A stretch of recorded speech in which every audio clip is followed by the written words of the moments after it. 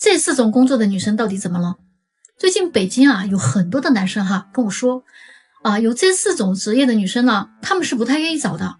第一就是护士，干的活呢又脏又累上班时间还不固定，忙起来还经常要加班，根本就顾不了家。第二呢就是老师，爱说教，工作中的情绪经常都会带到家里来，工资又不高，还眼光很高，见过雄鹰的女人是爱不上乌鸦的。第三就是律师，精明的很万一哪天要离婚打官司，根本就不是人家的对手，可能会把你算计得一毛不剩。最后一种最严重，金融行业的女生，天天跟有钱人打交道，时间长了就很物质，喜欢钱慕强，没几个银子的男人最好别去招惹他们，人家都不会拿正眼瞧你，根本看不上。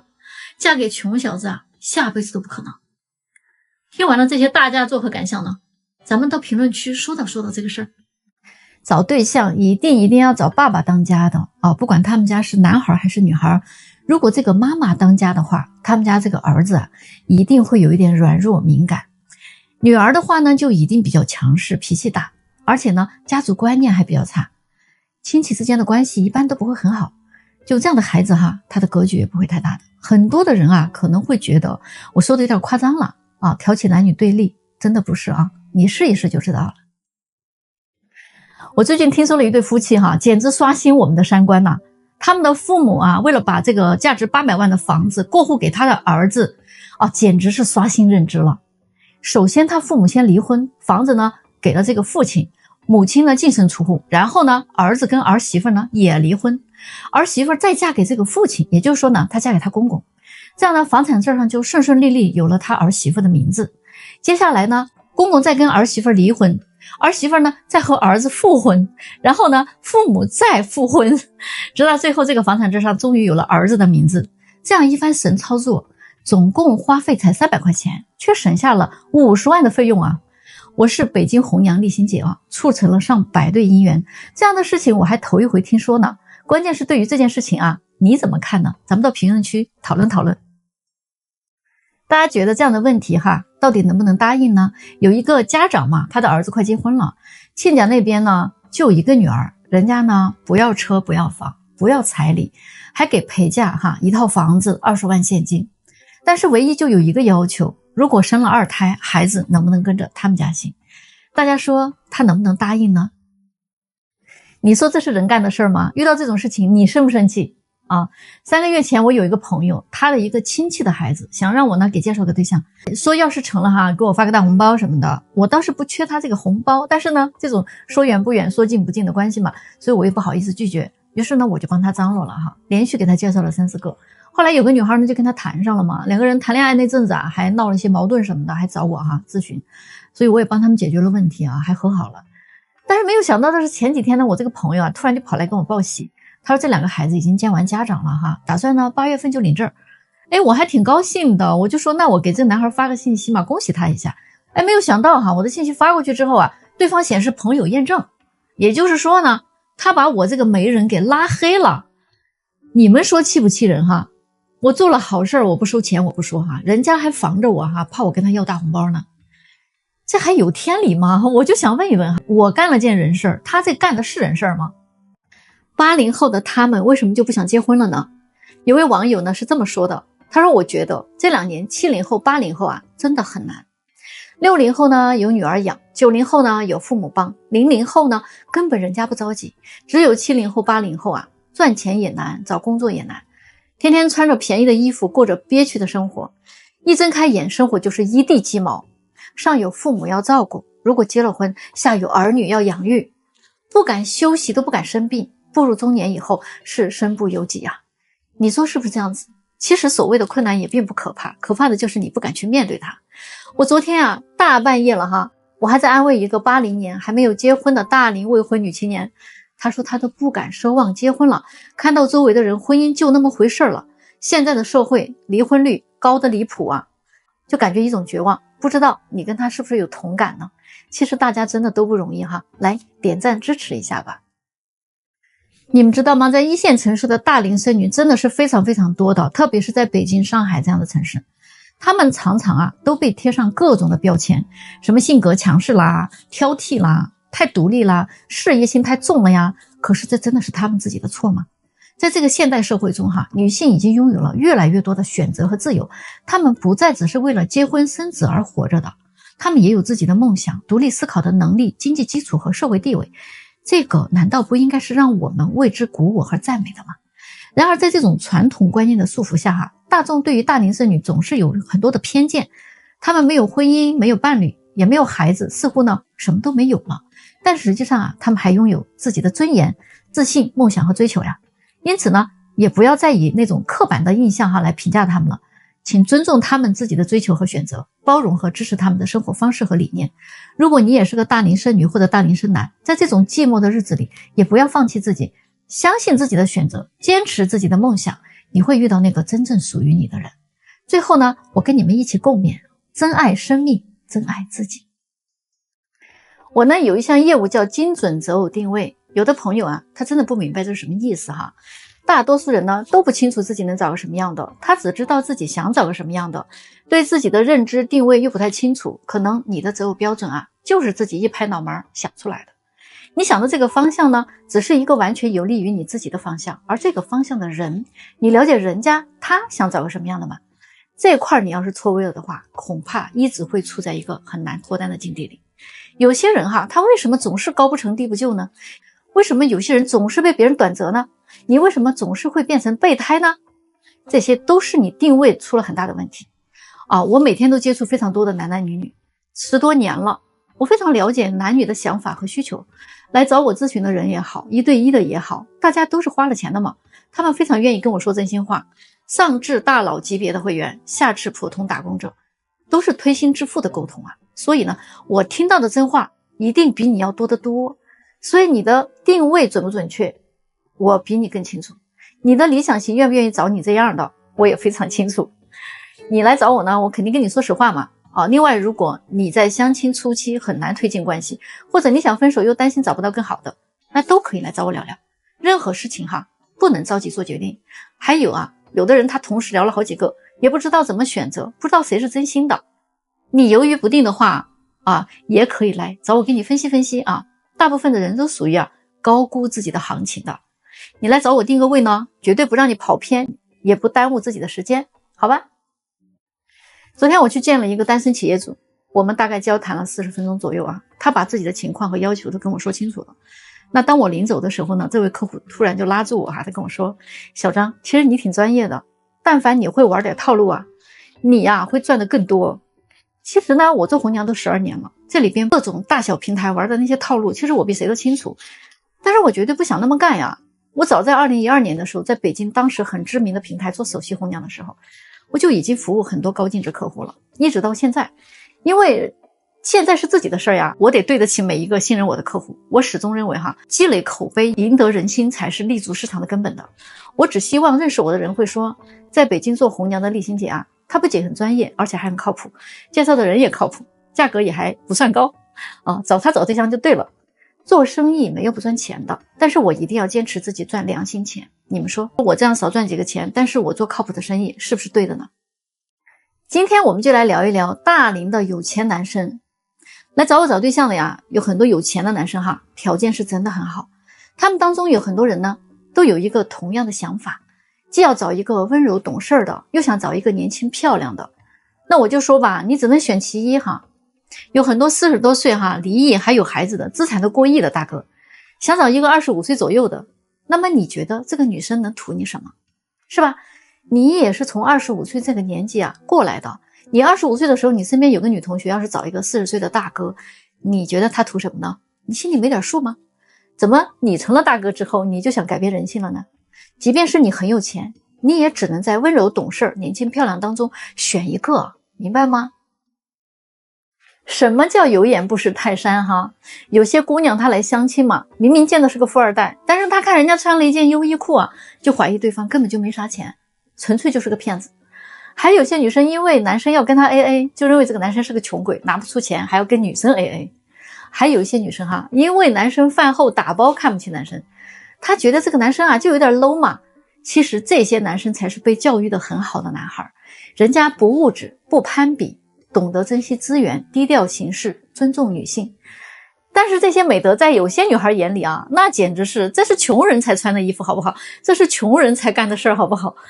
但是实际上哈，每个人对于这件事情啊，他真的有不同的理解。有钱人真的不一定他就是靠这些来炫富的，就好像北京人炫富，人家会说走去我的四合院坐坐，在你看来这不就是几百年的破院子吗？有什么好稀罕的？广州人炫富说走吧，陪我去收房租。贵州人炫富会说走，咱俩去整2瓶茅台。如果是你在相亲，你会用什么样的方式让女生知道你是有钱的呢？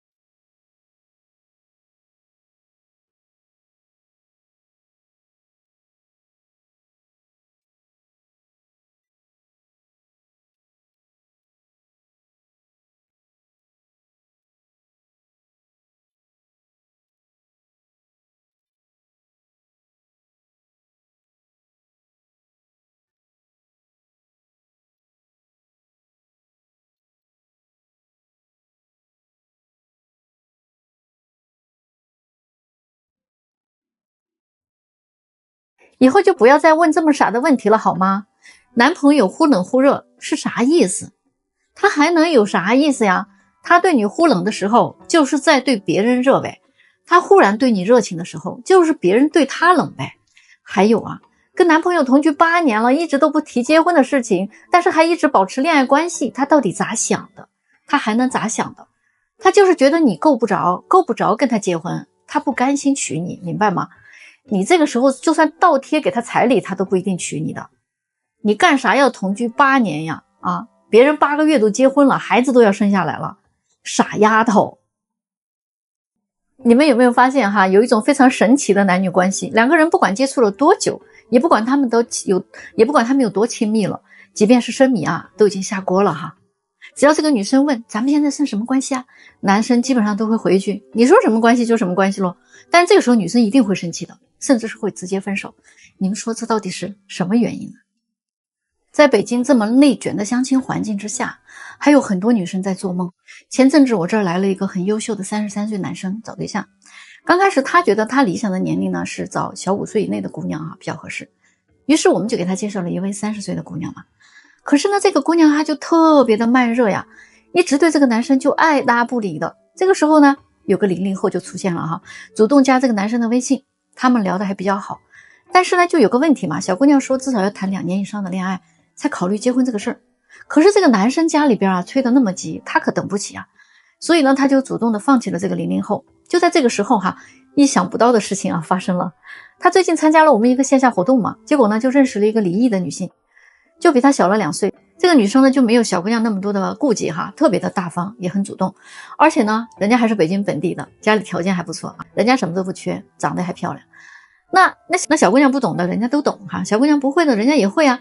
上的厅堂，下的厨房，既懂风情又有韵味儿，识大体，懂进退，收放自如啊。完美妻子一番表现，哪个男生不上头啊？这个男生就沦陷了吗？后来我就问这个30岁的女孩，我说你到底是咋想的呀？结果她跟我说，那老师相亲认识的不得先让他追一追吗？啊，我真的是服了。你既没有00后的青春洋溢无所顾忌，你也没有年轻少妇温言软语啊征服男人的本领，你又高冷，你又慢热，你还想等北京优质男人来舔你来追你，你觉得可能吗？你拿什么跟这些女人去卷吗？大家说是不是？今天我把一个客户给拉黑了啊，情况呢是这样子的，他是我的一个粉丝，关注我也挺久了，前几天突然给我发信息说，美女姐姐你能给我介绍个对象吗？我们家呀催我催得不行了。我一听还挺高兴哈，于是呢就约他到我们公司嘛，聊了聊他自己的情况哈，包括他的择偶方向什么的，也做了定价，他都觉得 OK 能接受哈。可是呢，最后他跟我说，姐你看能不能这样哈，你先给我介绍一个见一见，安排我们见面之后呢，不管成不成，我立马就给你交钱。结果1周以后呢，我就给他找了一位男士，很快呢就安排他们俩见面了。但是我没有想到的是，他们见完了以后，两个人还挺满意的。